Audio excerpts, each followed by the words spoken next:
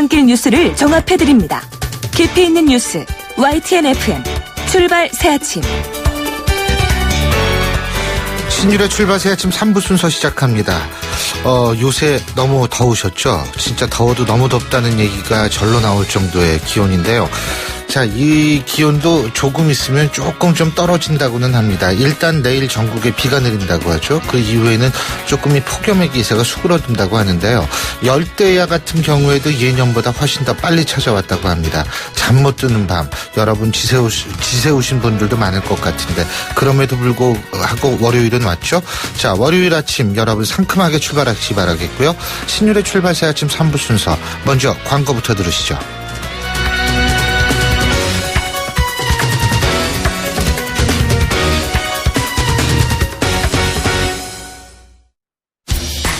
항공권도 매진이야. 실시간 빠른 항공 호텔 예약 시스템 온라인 투어. 가격이 싸니 일정이 별로야. 알뜰하고 품격 있는 여행은 온라인 투어. 에어텔, 교통패스, 각종 입장권.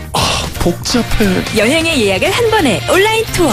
기억하세요. 여행의 모든 해결 온라인 투어. 온라인.co.kr 페이스 도루코 면도기 도루코 페이스 면도기 페이스 안전하고 부드러운 대한민국 면도기 안전하고 부드러운 면도 그 이상을 경험하세요. The Shaving Innovator Dorco Pace. 비가 옵니다. 비 오는 날은 대리기사님들이 적게 출동하니까 상담원 소연이도 바쁜 날이에요. 하지만 저에게는 아직 12분의 기사님이 남아있지요. 대리운전은 지금부터다. 좌우로 정렬 2588 눌러줘요 2588. 사장님, 성악가 김동규 씨네 집 바닥재 좋던데 우리 집도 똑같은 걸로 해줘요. 아, 요즘 떠오르는 바닥재 스타 강마루.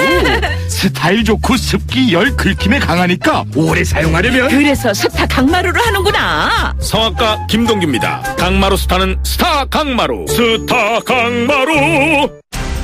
온도와 습도를 항상 일정하게 유지시켜주는 항온항습기 전문기업 AR.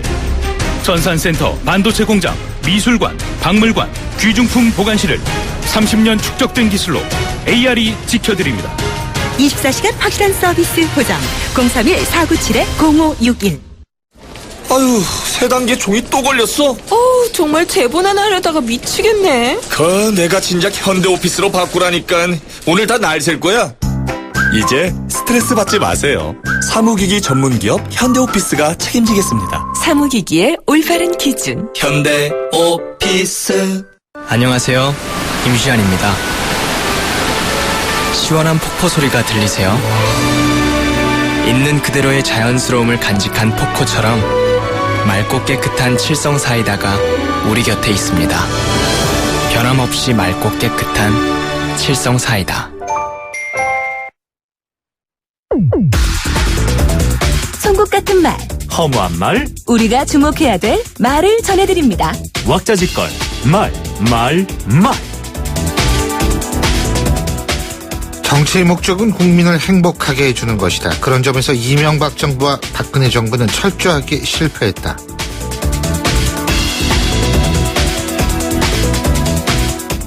더불어민주당 문재인 전 대표가 히말라야 트레킹을 마치고 귀국하면서 한 얘기입니다. 그런데요, 저는 좀 다르게 생각합니다.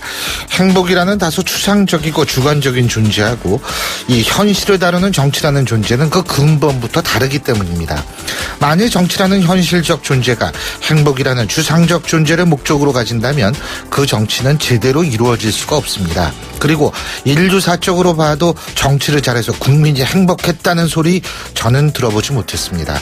정치란 행복을 추구하는 수단이 아니라 갈등을 축소시키는 수단입니다. 그래서 정치는 최선을 추구하기보다는 최악을 피하거나 때로는 차선을 추구하는 존재이지 최선을 추구하는 존재는 아닐 수 있다는 얘기입니다.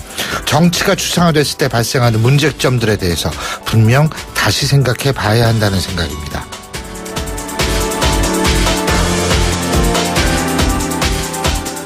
영장까지 청구할 사안인가 신중한 검토가 필요하다. 검찰이 박선숙, 김수민 두 의원에 대해서 구속영장을 청구한 데 대해서 국민의당 김경록 대변인이 한 얘기입니다. 영장을 청구할 사안인지 아닌지는 검찰이 판단할 사안입니다. 물론 두 사람이 구속된다면 국민의당에 미치던 여파는 상당할 것이라고 생각이 되기 때문에 아마도 이런 발언이 나온 것 같은데요. 하지만 이럴수록 검찰에 대해서 요구하는 자세를 취하기보다는 전공법으로 나가는 것이 보다 국민들에게 설득력이 있을 것이라는 생각입니다. 어려울수록 원칙에 충실하라는 말을 되새길 때라는 얘기입니다.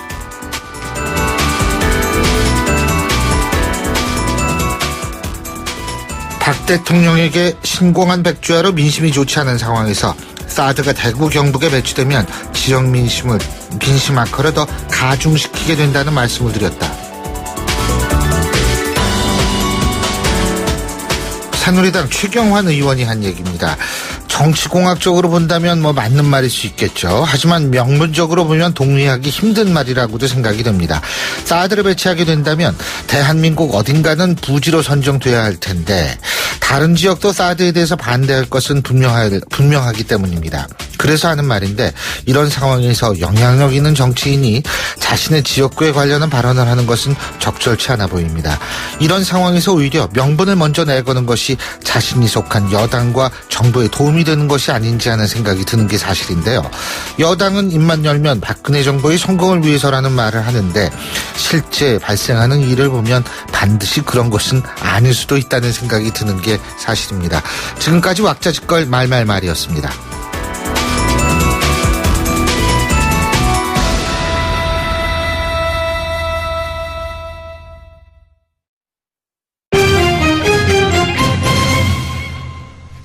경제 뉴스 알아보겠습니다. 최요한 경제평론가 전화 연결합니다. 안녕하십니까?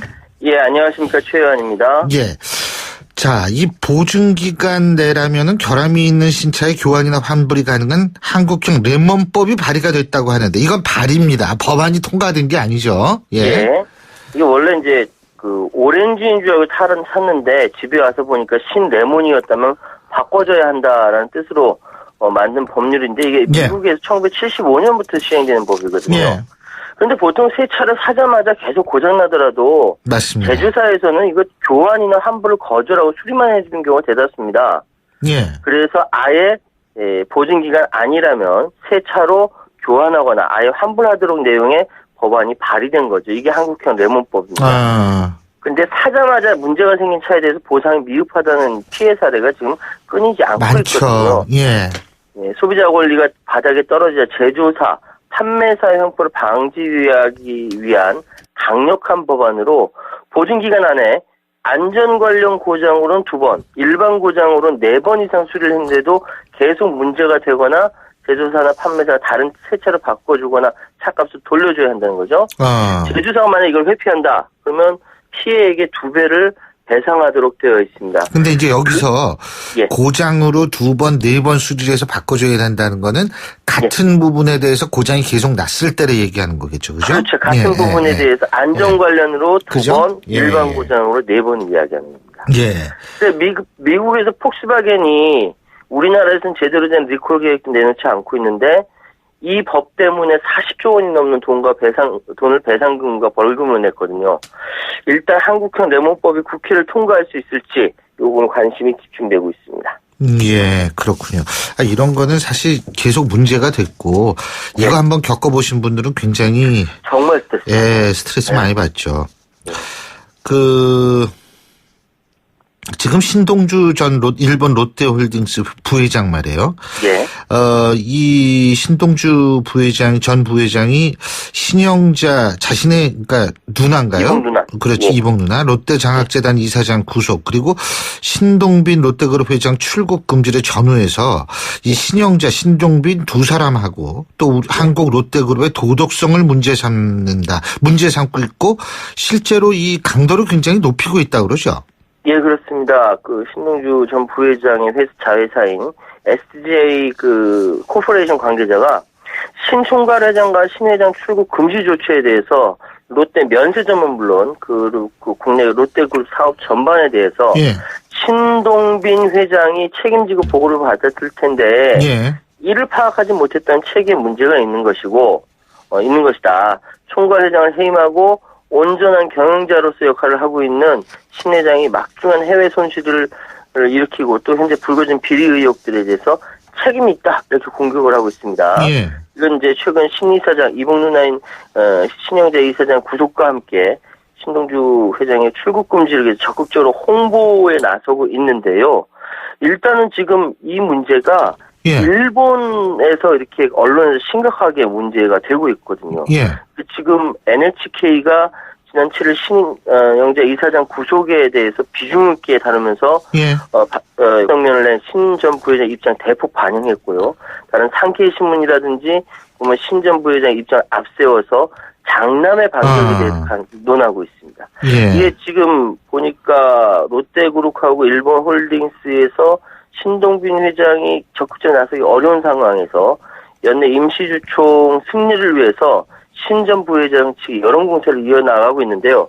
다가오는 주총에서 과연 반전이 일어날까 궁금해지는 대목이기도 합니다. 일반 국민들은요, 사실 이 재벌그룹의 이 회장, 부회장 이름 잘 모르거든요. 근데 하도 싸우니까 신동빈, 신동주 이 두 사람 이름은 아주 연예인만큼이나 국민들이 자주 듣는 것 같아요. 예. 자, 그리고 우리나라하고 영국이 오는 9월, 10월 중에 이 양자간 FTA 체결을 위해서 본격적인 실무 협의에 나서기로 했다고 하는데 이게 그러니까 영국이 유럽연합을 탈퇴했기 때문에 이제 FTA를 다시 체결하는 거 아니겠어요? 그렇습니다. 예. 이게 이제 그 탈퇴 이후 양자간 FTA 논의되는 건 이번이 처음인데요. 주영환 산업통상부 자원장관은 그제와 어제 9일, 10일 중국 상해에서 개최된 G20 통상장관 회의에 참석해서 영국, 중국, 아르헨티나, 유럽연합 등 대표들과 연쇄 양자 회담을 갖고 통상 현안, 협력 확대 방안 등 논의했는데 여기서 브렉시트 이후 처음으로 영국의 프라이스 무역투자청 국무상을 만나서 FTA에 대해서 논의했습니다. 그래서 우리나라와 올 하반기 중 FTA 등을 포함한 양국의 협력 방안을 논의할 계획이다 이렇게 밝혔습니다. 그런데 이 부분에서 교육 부담 서로 최소화하기 위해서 빠른 시간에 협상이 타결된 게 이득인데 기존의 한 EU FTA 기준으로 협상이 진행될 것이다라고 이야기를 하는데요. 실무 협의가 진행되면 이 범위 가지고 이제 오고 갈 것 같습니다. 예. 이게 그대로 그 한 EU FTA에 비슷한 수준에서 하면은 그다지 그렇게 큰 기업들의 부담이 있지 않은데 예. 만약에 처음부터 다시 된다 이러면 만약에 새로 추가되는 그 무역 품목이 있지 않겠느냐. 예. 그럴 경우에 양측에서 부담도 되고 어쩌면 무역 피해가 커질 수가 있다. 지금 브렉시트 이후 영국이 실제 유럽연합을 탈퇴하기까지 리스본 조약에 따라서 최소 2년이란 유예기간이 남아있는데 요 기간 동안 한 EU FTA를 비롯해서 영국이 세계 각국과 체결한 무역협정을 이행할지 우리나라와의 관계는 어찌 될지 만약 일본이나 중국 등과의 경쟁에서 뒤처질 수 있는 부담이 있지 않을지 이제 걱정이 되는데요. 예. 영국은 지금 유럽에서는 독일과 네덜란드를 제치고 가장 큰 교육 규모를 규모를 기록하는 대국입니다. 그렇기 때문에 영국과의 그 교육은 조금 더 고민해야 될 부분이다라고 말씀드리겠습니다. 예, 오늘 말씀 여기까지 듣죠. 고맙습니다. 예, 감사합니다. 예, 지금까지 최요한 경제평론가였습니다.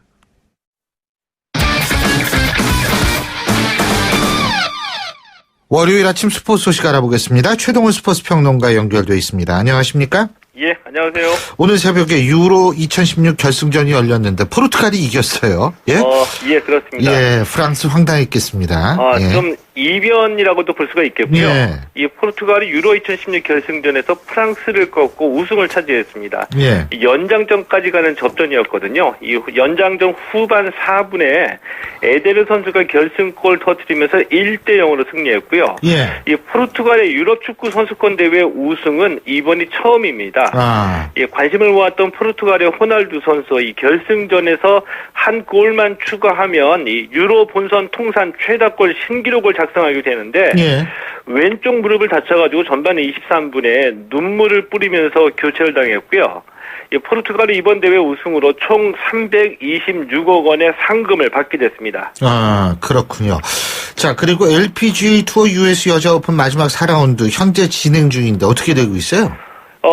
예, 4라운드 경기가 현재 진행 중에 있습니다. US 여자 오픈 어제 이 3라운드에서 이 박성현, 지은희 선수가 공동 2위였고요. 예. 오늘 마지막 4라운드에서 이 역전 우승에 도전했는데 우리 선수들의 우승이 조금씩 멀어지고 있습니다. 현재 스웨덴의 안나 노르드크비스트 선수하고 미국의 브리타니 랭 선수가 공동 1위 6언더파로 18홀 경기를 마쳤고요.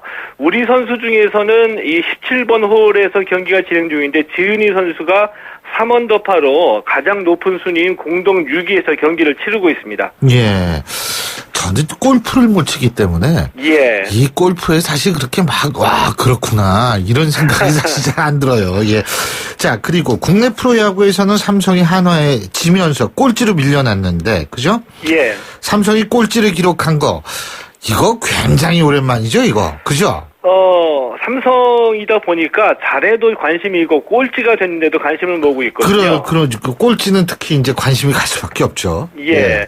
어제 이 한화가 삼성을 10대 6으로 이기고 8위로 올라섰고요.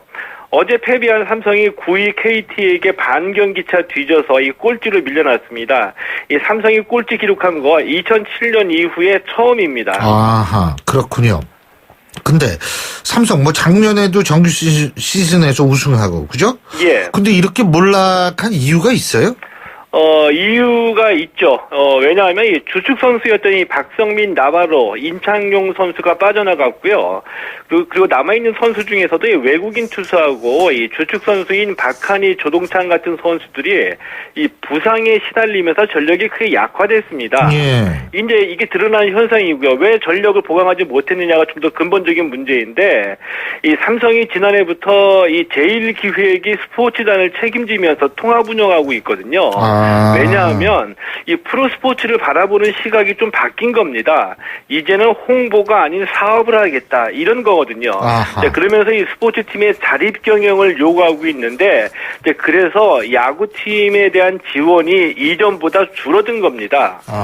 그동안 이 최고의 대접을 받아왔던 삼성 선수들인데요. 이가 없으면 잇몸으로 때운다는 이 넥센식의 헝그리 투혼을 발휘하기 위해서는 체질을 개선해야 되겠고요. 체질 개선까지는 시간이 좀 필요하겠죠. 지금 넥센 말씀하셨는데 넥센 참 대단해요. 어제도 NC를 9대7로 이기고 지금 3위를 꾸준히 유지하고 있지 않습니까? 예, 그렇습니다. 이 넥센 같은 경우에는 한마디로 야구단 운영이 돈이 되면 다 판다 이런 식의 구단 운영이거든요. 예. 그래서 이 강정호, 박병호 선수 메이저리그 보냈고요. 지난해도 이 손승락, 베네켄, 유한준 선수도 다 현금을 받고 내보냈습니다. 올 시즌 개막 전에 프로야구 감독들이 전부 다 넥센이 꼴찌다 이렇게 지목했거든요. 예. 근데 뚜껑 열고 보니까 꾸준하게 3위를 지키고 있는 겁니다. 올해도 선수를 육성해서 올해 27살이 돼서야 1군 무대에 데뷔했던 신재영 투수가 현재 10승 올리면서 유력한 신인왕 후보로 깜짝 활약을 선보이고 있고요. 예. 이 자립 경영과 성적, 이 두 마리 토끼를 다 잡고 있다. 넥센의 이런 저력은 좀 인정을 해줘야 된다고 보고요. 예. LG가 어제 롯데 6대0, KT가 SK를 7대6, 기아가 두산을 13대3으로 따돌렸습니다. 예, 그렇군요. 자, 그리고 말이에요. 복싱 얘기 좀 해봐야겠어요. 오래간만에. 리우 올림픽에 단 한 명도 본선 티켓을 따내지 못했다고 그러는데 이게 옛날에는 복싱이 우리나라에서 메달 박스다 유일하게 메달 따는 그런 쪽 아니었나요? 맞습니다. 좀 격세지감이 느껴지죠. 이 마지막 희망이었던 신종훈 선수가 올림픽 선발전에서 이 본선 출전권 확보에 실패하면서 이 한국 복싱이 68년 만에 올림픽 본선에 단 한 명도 출전하지 못하게 됐습니다. 이 복싱은 일제 강점기 때부터 시작해서 우리 민족이 맨주먹으로 세계 정상에 올랐던 종목이기 때문에 좀 아쉬움도 많이 있고요. 맞습니다. 48년 런던 올림픽에서 한수환 선생이 복싱에서 동메달 따냈고요. 52년 헬싱키 올림픽에서도 강준호 선생이 동메달 따냈는데 이 강준호 선생은 이 한국 전쟁 때 현역 군인이었습니다. 예. 올림픽에 출전하겠다고 타령해서 올림픽 선발전에 출전했고요. 예. 여기에서 우승해가지고 헬싱키 올림픽에 출전한 분입니다. 예. 또 그 이전에 그 어렵던 이 1930년대에 이 서정권 선생이 미국 프로복싱에 데뷔해서 세계 랭킹 6위에까지 오르기도 했었거든요. 이런 역사와 전통이 있는 복싱인데 좀 많이 좀 아쉽습니다. 진짜 아쉽습니다. 이 옛날에 진짜 복싱 이거는 뭐 프로복싱이든 아마복싱이든 전 국민의 관심사였는데 말이에요. 예, 그죠? 그랬죠. 예. 엄마 나 챔피언 먹었어. 이거 홍수환 선수. 예. 예. 예, 이런 얘기부터 시작을 해서 정말 여러 가지 에피소드가 많았는데 참 그러고 보니까 세월이 많이 변한 것 같습니다. 예. 예. 오늘 말씀 잘 들었습니다. 고맙습니다. 예, 고맙습니다. 예, 지금까지 최동호 스포츠 평론가였고요. 신율의 출발 새아 지금 3부 순서 여기서 줄입니다. 잠시 뒤 4부에서 뵙죠. 안녕하세요. 배우 공연주입니다. 15살의 여러분은 어떤 꿈을 꾸는 아이였나요? 제가 케냐에서 만난 15살 소녀 도린의 꿈은 의사가 되는 것인데요. 학교에 가는 것을 무척 좋아하는 도린이 학교를 빠질 수밖에 없는 이유는 단지 여자로 태어났기 때문입니다. 우리와 너무 다른 그동안 말하지 못한 소녀들의 이야기 궁금하지 않으세요? 여러분의 관심으로 소녀들이 다시 꿈을 꿀 수 있습니다. 지금 월드비전 꽃들에게 희망을 캠페인을 검색하세요. 월드비전 꽃들에게 희망을. YTN 라디오 캠페인 더 가까이. 안녕하세요. 개그맨 그리고 바아빠 표인봉입니다. 버려질 위기에 놓인 물건을 쓸모있게 재탄생시켜주는 재활용품 DIY 들어보셨나요? DIY는 Do It Yourself의 줄임말로 처음부터 끝까지 직접 제품을 만드는 과정을 말하죠. 먹고 남은 우유팩을 예쁘게 잘라 나만의 특별한 연필꽂이로 사용하는 것, 커피 전문점에서 다 마시고 남은 플라스틱 컵을 저금통으로 재탄생시키는 것, 이런 것들이 있죠. 재활용품 DIY 과정이 진짜 좋은 이유는 아이들과 함께 만들면서 유익한 시간을 보낼 수 있고 더불어 환경까지 아낄 수 있다는 겁니다. 환경 사랑은 더 가까이, 쓰레기는 저 멀리. 재활용품 DIY에 관심을 갖자고요. YTN 라디오 캠페인 더 가까이. 한국환경공단과 함께합니다. 골프 장갑도 지맥스. Gmax. 생산 장갑도 지맥스. 지맥스. 헬스 장갑도 지맥스. 지맥스. 가죽 장갑도 지맥스. 지맥스. 장갑하면 지맥스. 대한민국 우리 장갑 지맥스. 30년 한길 범양 글러브가 만듭니다. 글러브 맥스. 지맥스. 날카로운 분석, 내일을 보는 시선. 신율의 출발 새 아침. 신율의 출발 새 아침 4부 순서 먼저 광고부터 들으시죠. 여러분, 자주 움직여야 합니다. 하루 종일 앉아있는데 어떻게 3초면 충분합니다. 책상 교체 없이 바로 올려 사용하세요. 스마트 오피스를 위한 베리데스크. 여러분의 업무 자세와 능률을 함께 올려드립니다. 베리데스크. 새 차 살 때는 장기 렌터카. SK 똑똑한 장기 렌터카. 똑똑한 가격, 똑똑 주유소 할인, 똑똑 SK 똑똑한 장기 렌터카. 비교해보세요. 순증대수 1등 렌터카. SK 똑똑한 장기 렌터카. 렌터카 연합회 2015년 기준. 떠나요 둘이서 모든 걸 훌훌버리고 푸르른 제주도 깨끗한 삼다수에서. 삼다수야 고맙습니다. 제주 삼다수. 전화주문은 1644-3049. 안녕하세요, 송중기입니다. 이번에 하이트가 새롭게 바뀌었다네요. 제가 한번 마셔보겠습니다.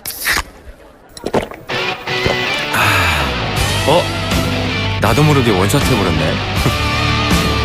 넘어가는 맛이 좋은 올뉴 하이트. 원샷은 하이트. 일본 열도의 최남단 에메랄드빛 바다가 펼쳐진 아름다운 이곳에선 오하이오 대신 하이사이 하고 인사합니다. 일본 속의 또 다른 일본, 오키나와. 대한항공이 주출의 신규 취향으로 더 편안하게 모십니다. Excellence in flight. Korean Air. 올여름 당신과 대한민국의 승리를 위한 특별한 탄생. 쌍용 자동차 삼바 에디션. 승리의 날개 윙로고와 브라질의 정열을 담은 삼바 패턴, 그리고 레터링까지. 쌍용 자동차 전시장에서 티볼리, 코란도시, 코란도 스포츠의 삼바 에디션을 만나세요. 지금 8시 34분 02초 지나고 있는데요. 월요일 아침 출근길 교통 상황 알아보겠습니다. 김지현 캐스터. 네, 출발새 아침 교통정보입니다. 전 시간에 비해서는 정체 구간이 조금은 줄었습니다. 그래도 여전히 강변북로 구리 쪽으로는 가양대교부터 양화대교, 서강대교에서 동작대교까지 밀리고요. 올림픽대로도 방화대교부터 성산대교, 다시 양화대교부터 한강대교까지 시속 30km 안팎으로 이동을 합니다. 반대편 공항 쪽으로는 잠실대교에서 성수대교, 한남대교에서 한강대교까지 밀리고 있는데요. 잠실권만 통과하신다면은 강변북로가 조금 여유가 있습니다. 강변북로 일산 쪽으로는 천호대교 부근 그리고 청담대교 부근에서 주춤하고요. 다시 동호대교부터 한강대교까지 정체 서행입니다. 전 시간에 비해서 교통량이 조금 늘어난 곳이라고 한다면 내부순환로 상황인데요. 성산대교 쪽으로 가는 길 정릉터널에서 연희램프까지 차량 밀리고 있고 성수동 쪽으로는 계속해서 홍지문터널 부근 그리고 마장램프부터 내부순환로 내려서기까지 짧은 구간에서 밀립니다. 오늘 동부간선도로 도심 쪽으로 사고가 계속해서 있었는데요. 장안교 부근에 있었던 사고 처리 작업은 10분 전쯤에 모두 끝이 났습니다. 다만 현재 월계 1교부터 성동교까지 정체 서행입니다. 출발새 아침 교통정보였습니다. 신율의 출발새 아침 오늘 순서 시작합니다. 오늘 아침 당신이 듣고 싶은 뉴스 94.5MHz YTN 뉴스 FM 신율의 출발 새아침.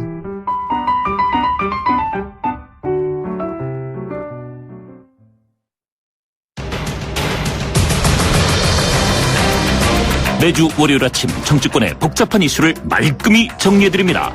출발당 최고위원회의.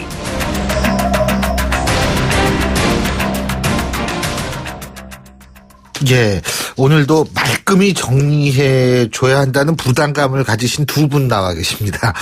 자, 데일리 하나 이종근 편집국장 나와 계십니다. 네, 어서 오십시오. 안녕하세요. 출발 이종근입니다.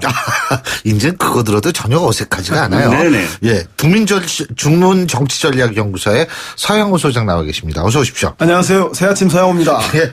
아, 이게 참, 이걸 자꾸 들으니까, 너무 자연스럽고, 이거 좋아요. 하나 저도 굉장히 자연스럽습니다. 그렇죠? 예. 아, 역시 사람은 연습이라는 게 이게 참 무섭습니다.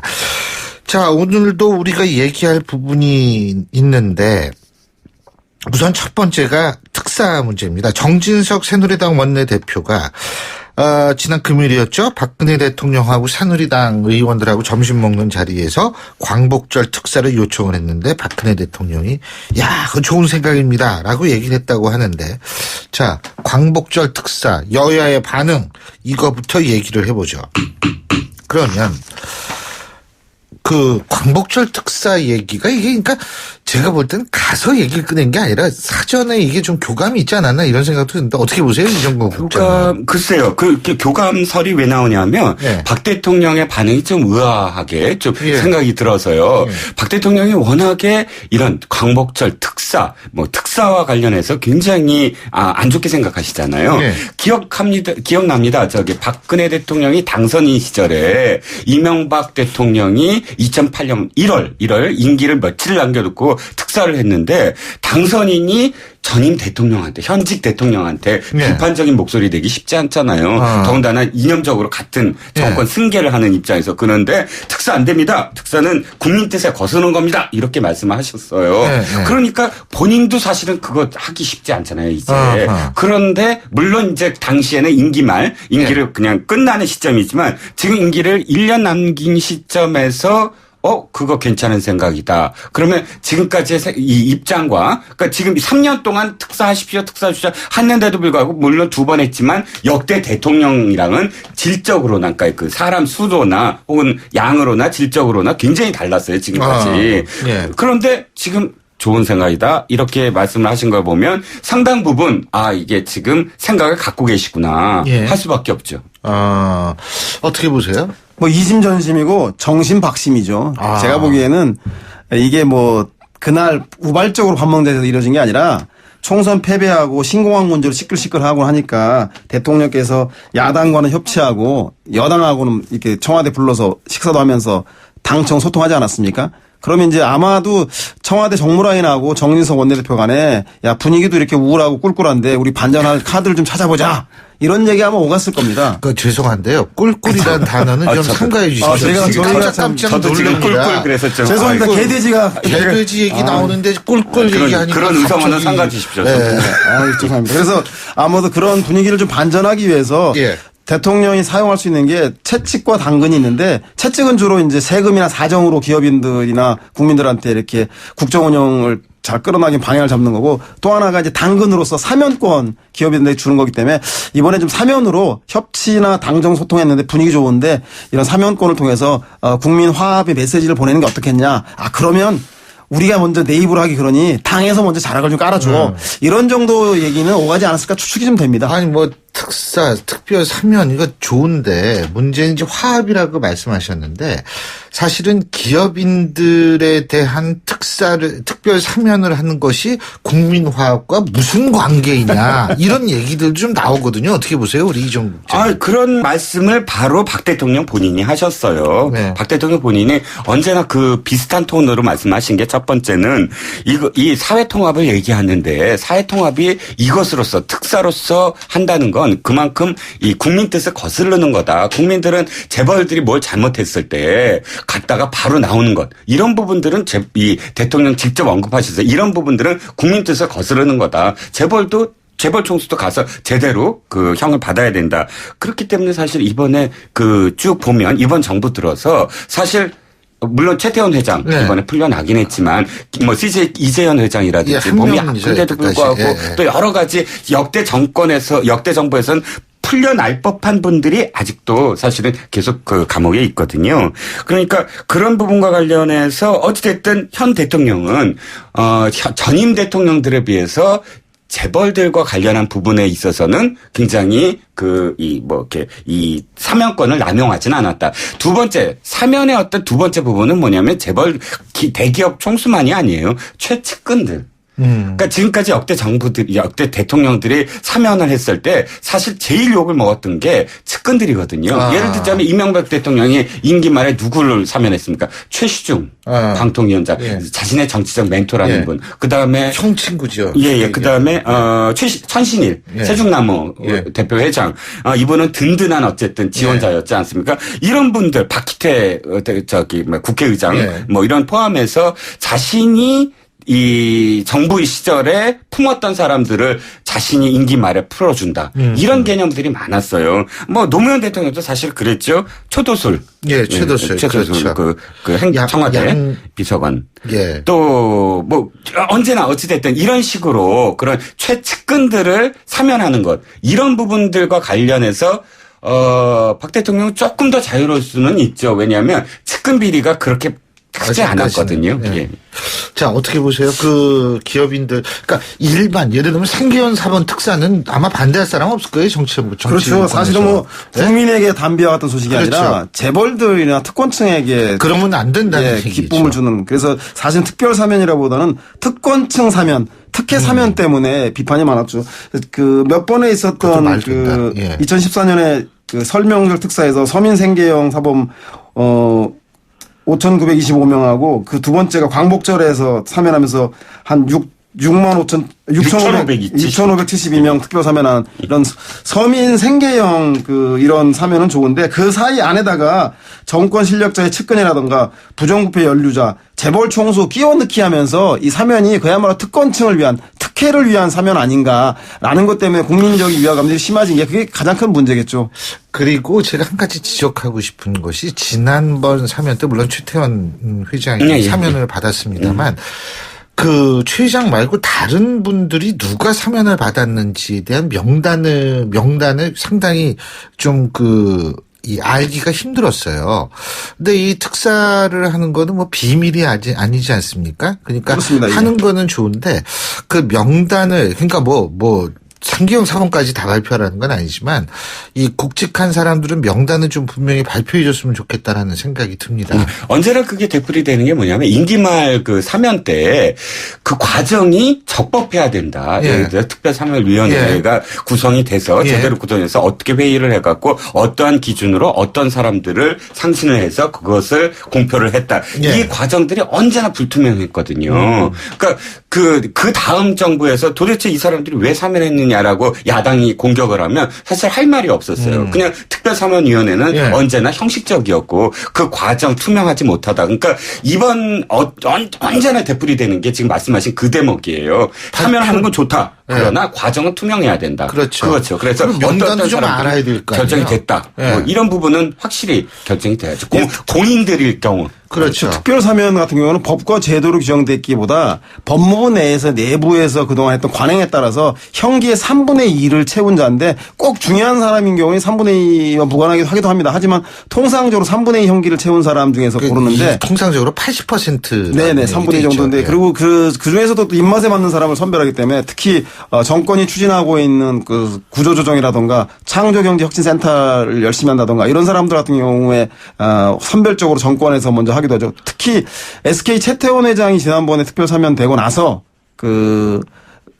SK가 창조경제혁신센터에 아주 적극적으로 임하는 걸 보면 아무래도 그런 정치 국정 운영하는 사람으로서 재벌들과 이런 상호적인 교감이 있지 않나 이런 생각이 듭니다. 아니, 그러니까 어쨌든 저는 이 명단은 우리가 좀 국민들의 알 권리 차원에서 분명히 좀 해줬으면 좋겠다 이런 생각을 분명히 한다는 얘기죠.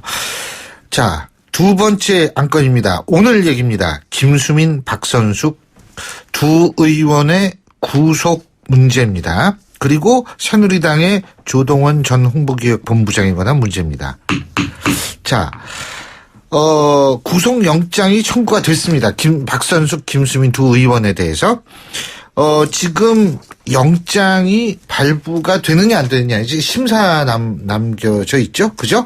네. 네네. 어떻게 될 거라고 보세요, 일단? 지금 이 김수민 박선숙 의원 리베이트 의혹 사건을 보시면 자 2억 가까운 돈이죠. 2억 가까운 돈이 지금 뭐 리베이트다 아니다 이런 어떤 논쟁이 있는데 이 2억이 어디로 갔을까요, 과연?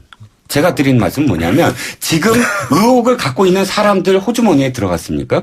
그러면 정치자금법이 아니죠. 개인의 어떤 이 비리잖아요. 그런데 이 두 사람의 그 계좌에 들어간 게 아니잖아요. 이건 무슨 뜻이냐면 정당과 관련 있다는 얘기죠. 정치자금법에 지금 걸려 있다는 얘기죠. 그렇다면 자 왕주현 왕조현 씨는 내가 좋아했던 여배우고요. 왕조현 씨는 이제 중국에서 지금 활동을 활발히 하고 있습니다. 죄송합니다. 왕주현 사무부총장이 구속이 됐는데 왕주현 사무부총장 계좌에 돈이 안 들어갔잖아요. 그럼 정당과 관련된 일이라면 그 윗선상에 있는 사무총장이 관련이 없다라고 얘기할 수는 없는 거죠. 그러니까 그 밑에 사무부총장이 걸려 있으면 사무총장이 책임이 있다는 얘기죠. 그래서 이종근 국장님께서는 구속이 될 가능성이 높다. 그렇죠. 이렇게 생각하시는 거고요. 우리 서양우 소장님은.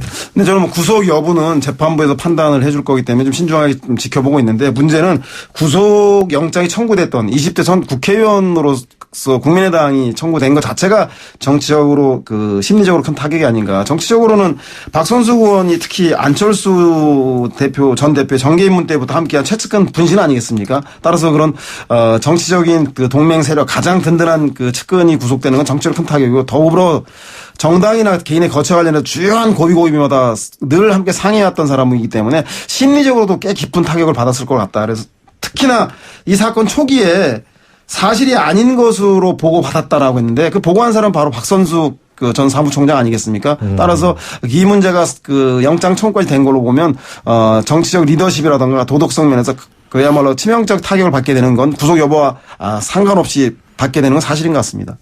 그렇죠. 이게 만일 오늘 구속이 된다라고 가정을 한다면 안철수 전 대표는 무슨 말을 해야 될지 저는 그게 궁금해요. 그러니까 저는 안철수 전 대표가 처음에 너무 이 뭐라 그러나 확실하게 얘기를 해버린 거예요. 사실이 아닌 것으로 보고받았다. 예? 그러고 그러니까 이게 말이 점점점 바뀌거든요.